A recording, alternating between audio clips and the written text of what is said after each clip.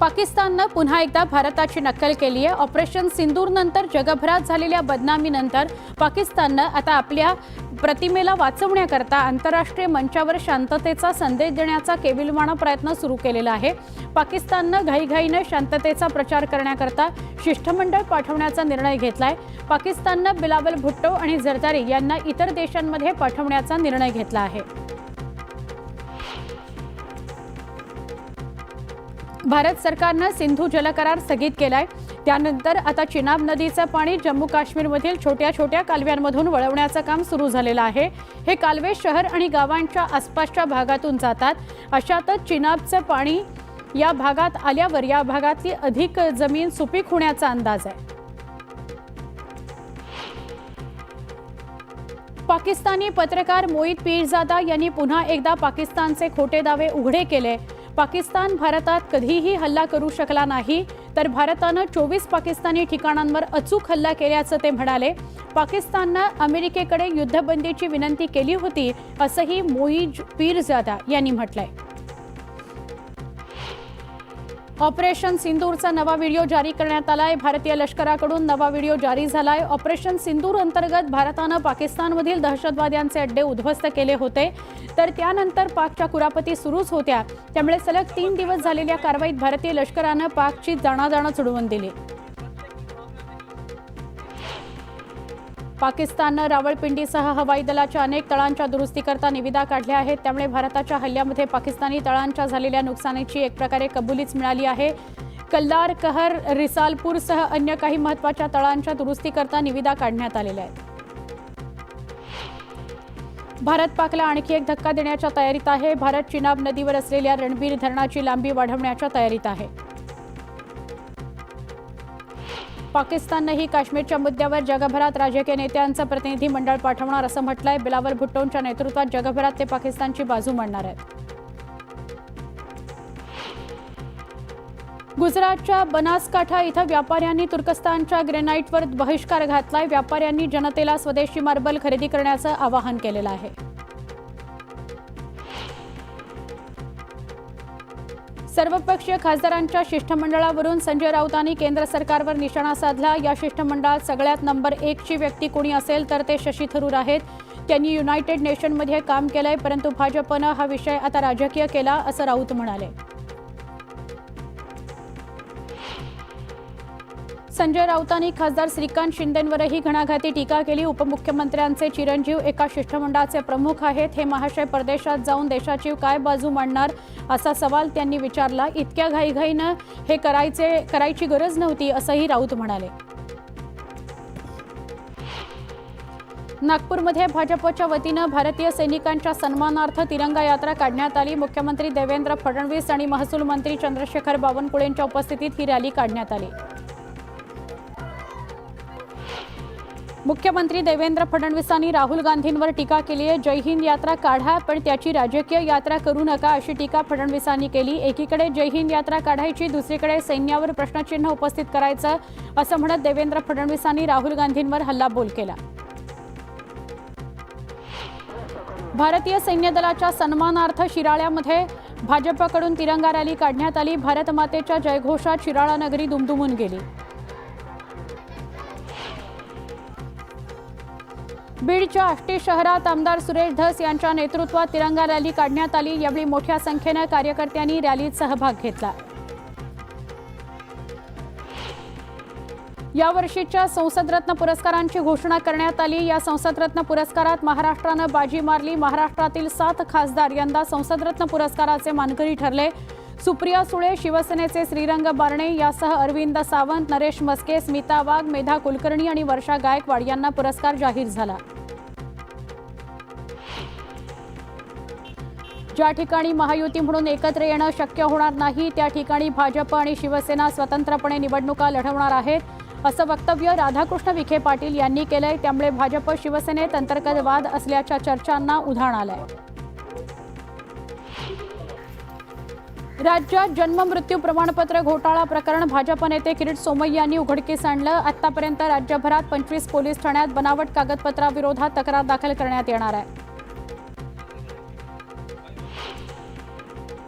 पाटण कृषी बाजार समितीत 50 ते 60 लाखांचा घोटाळा झाल्याचा आरोप पालकमंत्री शंभूराज देसाई यांनी केला। या प्रकरणी अटक असलेल्या सचिव हरीश बंडू सूर्यवंशी यांच्या पोलीस कोठडीत 2 दिवसांची वाढ करण्यात आली आहे। खासदार संजय राऊतांच्या नरकातील स्वर्ग या पुस्तकावर उपमुख्यमंत्री अजित पवार यांनी प्रतिक्रिया दिली। नरकाचं माहीत नाही, स्वर्गाचं असेल तर सांगेन असं अजित पवार म्हणाले। मी पुस्तक वाचलेलं नाही, त्यामुळे मी काही बोलणार नाही असंही त्यांनी म्हटलंय। क्रांतिकारी शेतकरी संघटनेचे नेते रविकांत तुपकर यांच्या वाहनाला ट्रकनं जोरदार धडक दिली। वाशीच्या पारगावम टोल नाक्यावर ही घटना घडली। या अपघातात रविकांत तुपकर थोडक्यात बचावले।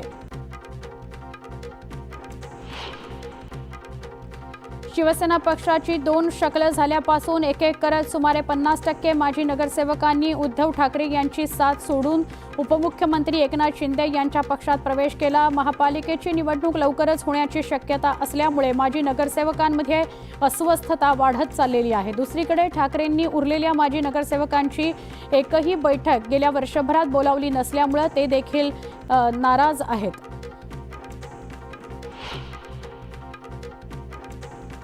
इंदापूर तालुक्यातील छत्रपती सहकारी साखर कारखान्याच्या पंचवार्षिक निवडणुकीसाठी आज मतदान होत आहे। या निवडणुकीकरता उपमुख्यमंत्री अजित पवार हे मतदानाचा हक्क बजावणार आहेत। शिवराज दिवटे मारहाण प्रकरणाच्या निषेधार्थ सकल मराठा समाज आक्रमक झाला। या घटनेच्या निषेधार्थ उद्या बीडमध्ये बंदची हाक देण्यात आली आहे। उद्या राज्याचे उपमुख्यमंत्री अजित पवार बीड जिल्हा दौऱ्यावर येणार आहेत। या पार्श्वभूमीवर बीडमध्ये बंद पुकारण्यात आला। बीड परळी महामार्गावर शिवराज दिवटे यांच्या न्यायाकरता रास्ता रोको आंदोलन करण्यात आलं। आरोपीला कठोर शिक्षा देण्याची मागणी आंदोलकांनी केली आहे। बीडच्या परळीमध्ये शिवराज दिवटे नावाच्या तरुणाला अमानुषपणे मारहाण करण्यात आली।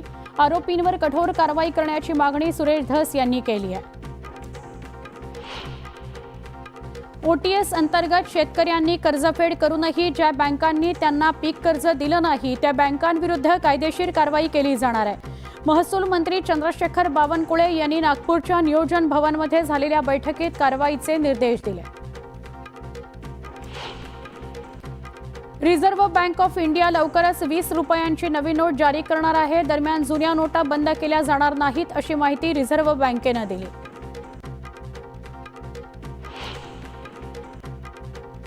विधानसभा आणि लोकसभा निवडणुका वेगवेगळ्या होतात। या निवडणुकांमध्ये आर्थिक व्यवहार ठप्प होतात आणि देशाच्या 1.6% जीडीपीला त्याचा फटका बसतो।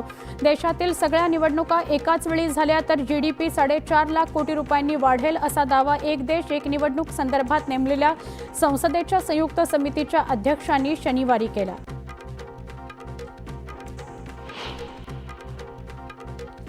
बातमीपुढची सांगलीच्या अलमट्टी धरणाच्या उंचीविरोधात सांगली कोल्हापूर महामार्गावर चक्काजाम आंदोलन करण्यात येणार आहे। तातडीनं धरणाची उंची वाढवण्याची मागणी रद्द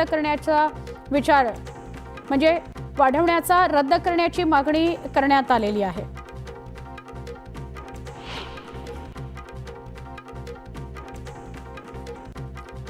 अकोल्यात प्रशासनाच्या वतीनं खरीप हंगामाच्या आढाव्याकरता बैठकीचं आयोजन करण्यात आलं। शेतकऱ्यांना बियाण्यांसह खतांचा सुरळीत पुरवठा करण्याच्या सूचना पालकमंत्री आकाश फुंडकर यांनी दिल्या।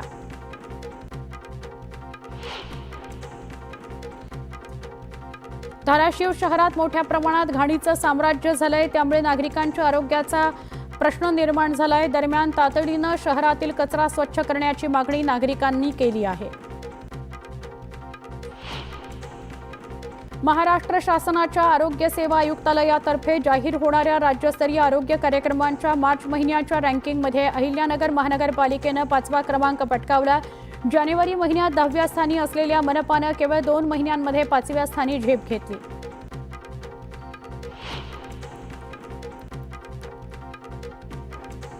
महाड विन्हेरे मार्गावर एसटी बस उलटली, चालकाचं नियंत्रण सुटल्यानं अपघात झाला। 7 जण अपघातात जखमी झाले। महात्मा फुले कृषी विद्यापीठ राहुरी अंतर्गत असलेल्या धुळे कृषी विज्ञान केंद्रातील कर्मचाऱ्यांनी काम बंद आंदोलन केलं। विविध प्रलंबित मागण्यांकरता कर्मचारी आक्रमक झाले।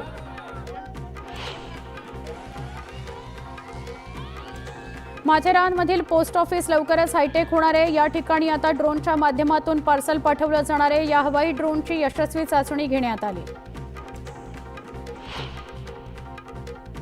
मालवणच्या आचरा पारवाडी इथं सुरू असलेल्या कोळंबी प्रकल्पामध्ये अज्ञातानं विषारी पदार्थ टाकून विषप्रयोग केल्याचा प्रकार समोर आला। यात सुमारे 18 लाख किमतीची कोळंबीचा मृत्यू झाला। याबाबतची तक्रार आचरा पोलीस ठाण्यात प्रकल्पाचे मॅनेजिंग डायरेक्टर अपूर्व फर्नांडिस यांनी दिली।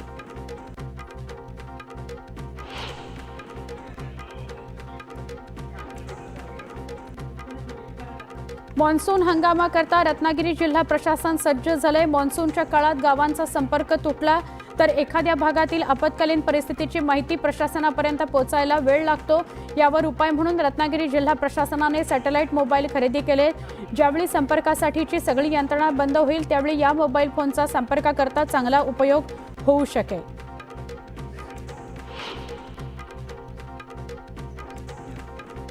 मुळशी तालुक्यातील कोळवण खोऱ्यातील डोंगरगाव इथल्या गिरीवन या प्रकल्पामध्ये दिवसाढवळ्या बिबट्याचे दर्शन झालं। त्यामुळे परिसरामध्ये भीती आहे।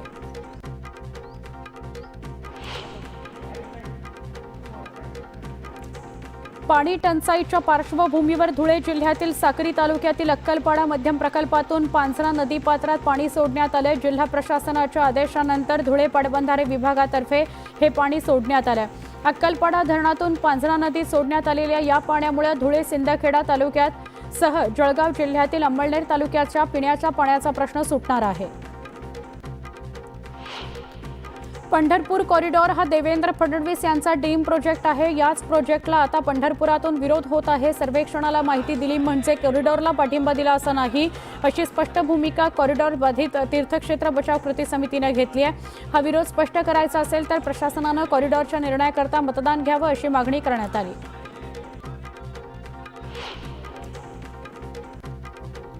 जळगाव शहरात गढूळ आणि अशुद्ध पाणी पुरवठा होतोय। यामुळे नागरिकांचं आरोग्य धोक्यात आलंय। नुकतंच अमृत योजनेअंतर्गत जलवाहिनीचं काम पूर्ण झालं असतानाही नळांमधून चहासारखा गढूळ आणि रंग बदललेलं पाणी येत असल्यामुळे नागरिकांमध्ये संतापाची लाट पसरली आहे।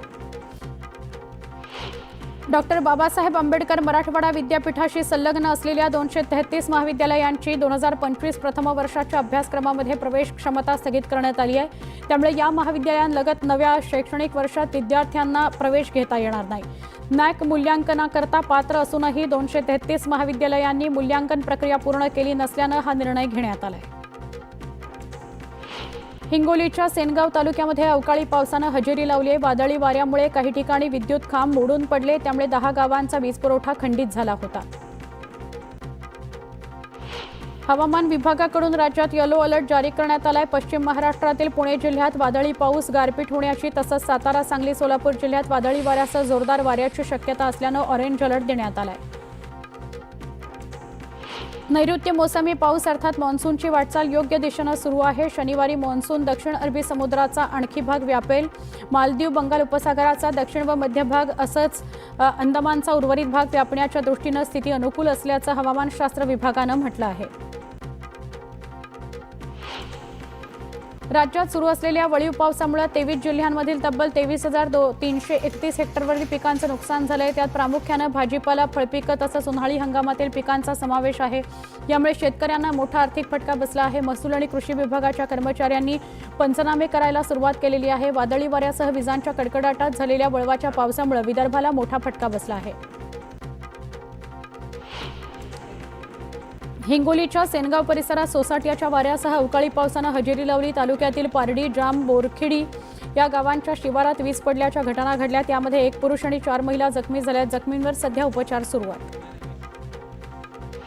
बुलडाण्यामध्ये वादळी वाऱ्यासह मुसळधार पाऊस झाला। पावसामुळे जनजीवन विस्कळीत झालं। मराठवाड्यातील अनेक भागात अवकाळी पाऊस होतो। या बदललेल्या वातावरणाचा फटका विभागातील सुमारे 3,000 हेक्टर क्षेत्रावरील पिकांसह फळबागांना बसला। यात सर्वाधिक म्हणजे 2,000 हेक्टर बाधित क्षेत्र जालना जिल्ह्यात असून तातडीनं पंचनामे करण्याचे आदेश देण्यात आलेत। गेल्या काही दिवसांपासून मालेगाव मनमाडसह नाशिक जिल्ह्यात पावसानं जोरदार हजेरी लावली, त्यामुळे शेतकऱ्यांनी खरीपाच्या पेरणीकरता लगबग सुरू केली। यंदा नाशिक जिल्ह्यात 6,44,000 हेक्टरवर खरीपाची लागवड केली जाणार आहे, ही माहिती कृषी विभागानं दिली आहे।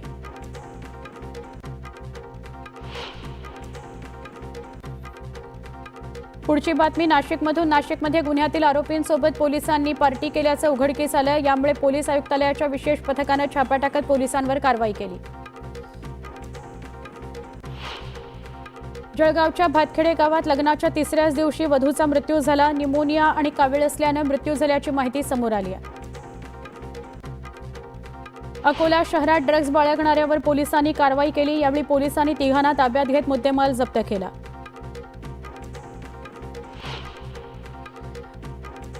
मोर्शी या तालुक्यातील निंभी या शिवारात स्वतःच्या शेतात कांदा काढण्याकरता गेलेला काका व पुतण्याचा विजेच्या धक्क्याने मृत्यू झाला। मोटर पंप सुरू करताना ही दुर्घटना घडली। या घटनेमुळे गावात शोककळा पसरली आहे। जळगावच्या चोपडा तालुक्यातील अनवर्दे या गावात शेतातील कडब्याला लागलेल्या आगीत होरपळून शेतकऱ्याचा मृत्यू झाला। या घटनेमुळे परिसरात शोककळा पसरली आहे।